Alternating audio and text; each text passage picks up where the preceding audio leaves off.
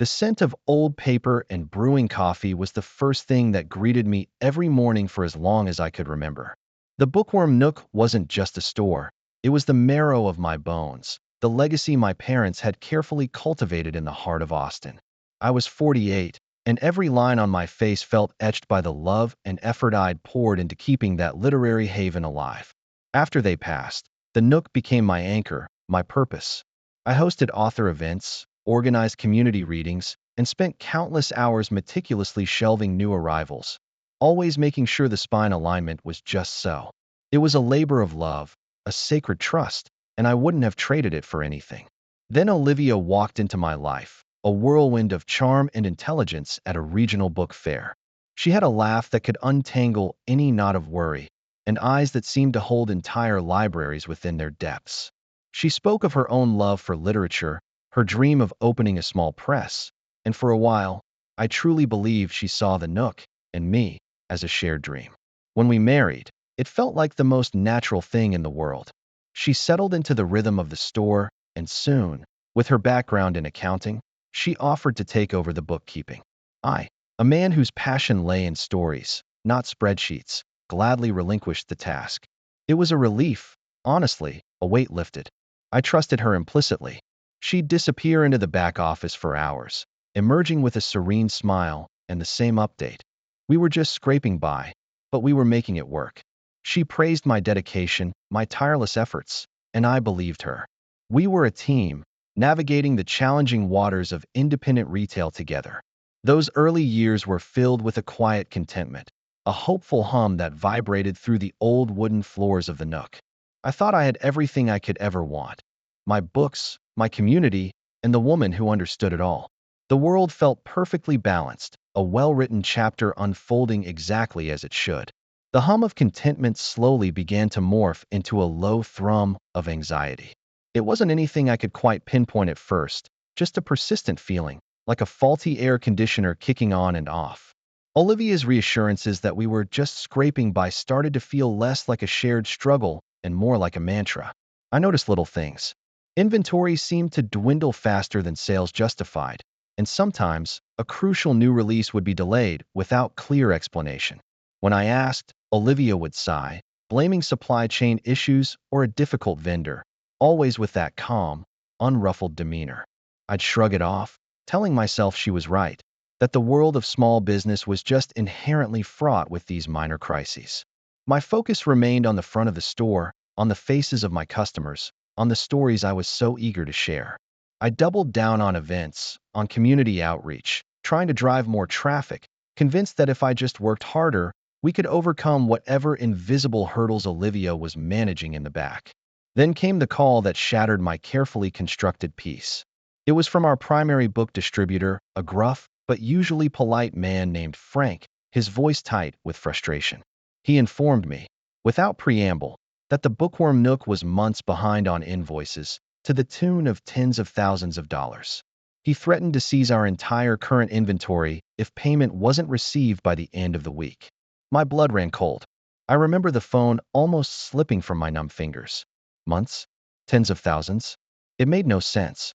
Olivia had always assured me things were tight, but never this dire, never this negligent.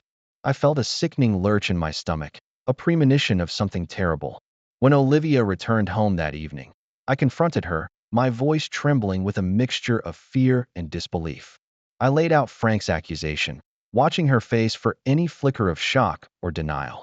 Instead, she remained perfectly composed. She walked into her home office, emerging moments later with a binder, its pages filled with neat, typewritten entries. She showed me meticulous ledgers, detailing every expense, every meager profit, painting a clear picture of a business perpetually teetering on the brink, always in the red, always just a whisper away from collapse. The numbers were undeniable, yet they contradicted everything I felt, everything I knew about the hard work I'd poured in. A cold, heavy doubt settled deep in my chest, a doubt that felt like betrayal even then, though I didn't yet understand its true depth. The knot in my stomach tightened into a hard, painful lump that never seemed to loosen.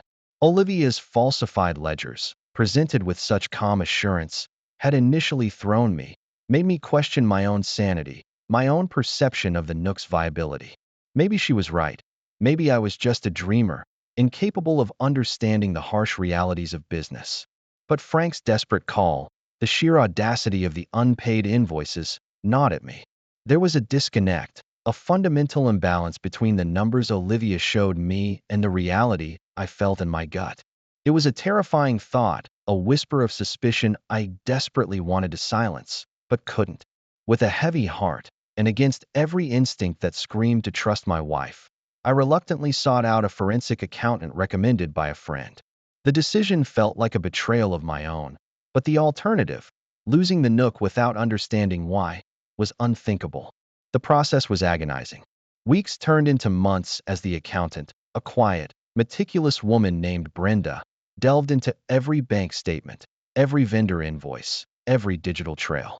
Each email from her office, each scheduled meeting, filled me with a fresh wave of dread. I remember the day she called me into her office, the air thick with unspoken truths. She laid out a series of documents on her desk, each one a dagger to my heart. The Bookworm Nook, she explained, had not merely been scraping by. It had been thriving. Profits had been consistently strong, far exceeding Olivia's dire pronouncements. The truth, revealed in cold, hard numbers, was a gut punch that left me breathless. Olivia hadn't just fudged the numbers. She had systematically siphoned off hundreds of thousands of dollars over several years. Brenda showed me transfers to a shell company registered under a fictitious name, followed by large expenditures. There were property deeds for a luxury condo in Miami, purchased entirely with funds diverted from the Nook. And then, the final, crushing blow, an international flight booking in Olivia's name for a destination in the Caribbean, dated just days after Frank's call. It wasn't just financial mismanagement. It was a calculated, deliberate act of theft, a betrayal so profound it felt like a physical blow. The woman I had loved, the woman I had trusted with my parents' legacy, with my entire future, had been systematically dismantling it, piece by agonizing piece, right under my nose, all to fund a lavish, secret life I never even suspected existed. The despair that washed over me was a suffocating wave, drowning out every other thought, every memory of happiness. The world went blurry after that. The shock of the revelation, the sheer scale of Olivia's deception, left me feeling hollowed out, as if someone had scooped out my insides.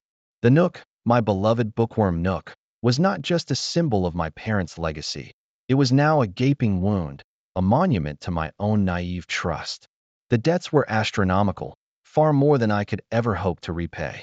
Brenda, the forensic accountant, explained the legal ramifications, the impending lawsuits from distributors, the tax implications. There was no escaping it. The only way out, the only way to salvage anything, was to sell the bookstore. The words felt like a death sentence. How could I sell the place that had been my entire life, my identity? The thought alone was a physical ache, a constant pressure behind my eyes and in my chest. I remember walking through the Nook in those days, the familiar scent of paper now tainted with the bitter odor of betrayal. Every shelf, every worn armchair, every faded poster felt like a ghost, whispering memories of a life that was now irrevocably broken. I held a rare first edition, its pages soft beneath my thumb, and felt nothing but a profound emptiness. This place, which had always been my sanctuary, now felt like a cage. Selling it wasn't just a financial transaction. It was an amputation, tearing away a piece of my soul. I went through the motions of contacting real estate agents, showing prospective buyers around, each conversation a fresh stab of pain. I avoided eye contact with the regulars, afraid they would see the devastation etched on my face, afraid they would ask questions I couldn't answer. Olivia, of course, was long gone. The international flight booking Brenda had found was just the beginning. She vanished without a trace, leaving behind only the wreckage of my life and a mountain of legal and financial problems. The silence in the house, once filled with her easy laughter, was now deafening, a constant reminder of her absence and the terrible reason for it. I felt adrift, a shipwrecked sailor watching his only vessel sink beneath the waves, helpless and utterly alone. The despair was a suffocating blanket, pressing down on me, making it hard to breathe, hard to see a future beyond the ashes of what had been. In the wake of Olivia's departure, the legal notices started piling up like unread manuscripts. Federal wire fraud charges were being pursued, and the quiet threat of extradition hung over her new, clandestine life like a storm cloud.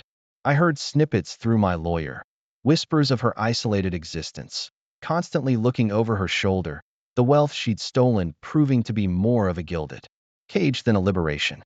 She was living in hiding, embroiled in legal battles across international borders, her ill-gotten gains slowly being chipped away by lawyers and penalties. There was no grand escape, no triumphant new beginning for her. Just the chilling consequence of her choices, a shadow that would forever follow her. Meanwhile, my own world felt like a muted film, the colors drained, the sound muffled. Selling the Bookworm Nook was, as I'd feared, an act of tearing away a part of myself.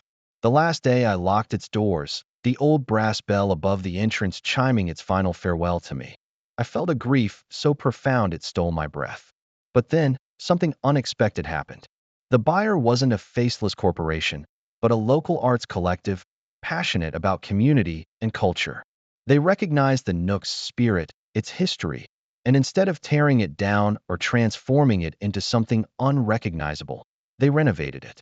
They kept the original shelves, the worn reading nooks, even a few of the old signs.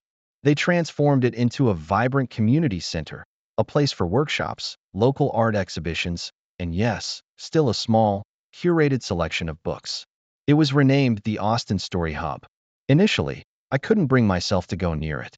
The pain was too raw. But one day, months later, drawn by an invisible thread, I found myself standing across the street, watching children spill out from a storytelling session. The laughter, the energy, the familiar outline of the building. It was still there, vibrant and alive, just different. A small, tentative spark ignited within me. I started volunteering, tentatively at first, helping to organize the growing collection of children's books, assisting with literacy programs for at-risk youth. It felt strange, being a visitor in my own former home, but slowly, the bitter taste of betrayal began to recede, replaced by a new, more hopeful flavor. I was still fostering literacy, still sharing stories, just in a different capacity, free from the crushing weight of ownership and the lingering ghost of Olivia's deceit. The scars remained, deep and undeniable, but they no longer defined me. There was a quiet strength in knowing I had survived, and a renewed purpose in giving back to the community that had always been my true home. The Nook was gone, but its spirit lived on, and in a way, so did mine.